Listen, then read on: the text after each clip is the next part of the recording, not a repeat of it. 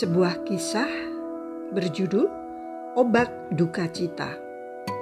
Pada suatu hari, sebuah mobil sedan mewah berhenti di halaman sebuah pemakaman umum. Supirnya turun dan berlari ke arah rumah sang penjaga makam. "Selamat pagi, Pak," sapa supir itu kepada penjaga makam. "Selamat pagi juga. Apa yang bisa saya bantu?" "Saya mau minta tolong Bapak untuk menemui ibu yang sedang ada di dalam mobil itu. Dia sedang sakit keras. Mungkin hidupnya tidak akan lebih lama lagi. Dokter sudah angkat tangan. Maka dia ingin berbicara dengan Bapak sekarang. Katanya sih sangat penting," jawabnya. Sang penjaga makam itu segera berjalan ke arah mobil. Didapatinya di sana seorang ibu yang memang kelihatan sangat lemah dan matanya memancarkan beban hidup yang berat serta kesedihan yang tidak kunjung usai. Ibu itu paling tidak berusia sekitar 50 tahunan. "Selamat pagi, Bu. Apa yang bisa saya bantu?" kata bapak itu. "Pagi, Pak. Saya ingin bertanya, apa betul Bapak setiap 2 minggu sekali menerima titipan amplop yang isinya sejumlah uang untuk dibelikan bunga?" "Betul, Bu. Pak sopir tadi yang biasanya mengantar amplop itu," jawabnya. "Apa bunganya setiap kali memang ditaruh di atas makam nomor 305 itu?"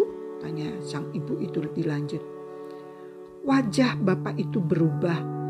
Dengan suara bergetar dia menjawab, "Maaf, Bu, saya tidak pernah menaruh bunga itu di sana."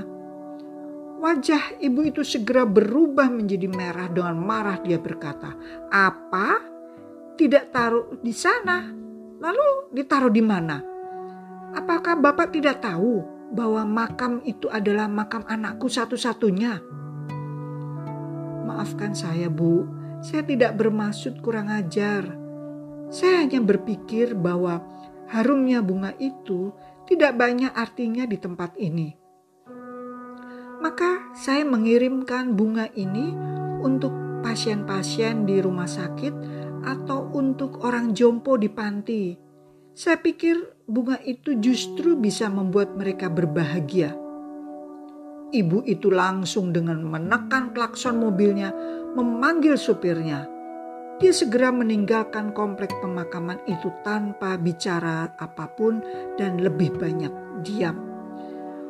Menyaksikan semua adegan tersebut, bapak tua itu hanya bisa mengusap air matanya. Teman-teman, 3 bulan kemudian, tampaklah sebuah mobil sedan berhenti di halaman pemakaman umum itu. Seorang ibu turun dari mobil itu. Bibirnya mengembangkan senyum dan wajahnya tampak riang. Dia berjalan menuju rumah penjaga makam sambil membawa sebuah bingkisan. "Selamat pagi, Pak," jawabnya dengan ramah. "Selamat pagi, Bu. Bapak masih ingat saya?" tanya ibu itu. Bapak itu tampak berusaha mengingat-ingat sesuatu dengan keras. Akhirnya dia hanya bisa menggeleng. "Itu loh, Pak, saya yang datang ke sini 3 bulan lalu. Waktu itu saya marah-marah kepada Bapak. Ingat nggak?" Bapak itu kaget kemudian menggaruk-garuk kepala dan dia sekarang menjadi ingat. "Saya datang ke sini untuk minta maaf kepada Bapak. Apa yang Bapak katakan tentang bunga pada waktu itu ternyata memang benar. Maka sudilah Bapak menerima bingkisan ini sebagai tanda terima kasih saya." Rupanya ibu itu ingin mempraktekkan sendiri dan sudah mempraktekkan apa yang biasa dilakukan oleh bapak penjaga makam itu. Kini melihat wajahnya yang gembira, bahagia dari orang-orang yang menerima bunganya, duka cita ibu itu pun berangsur sirna.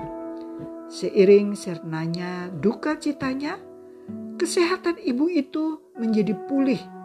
Sekarang dia tampak lebih bahagia dengan hidupnya. Nah teman-teman, ternyata bunga memberikan arti untuk kebahagiaan sebagai obat duka cita. Terima kasih telah mendengarkan catatan harian Ati Margono.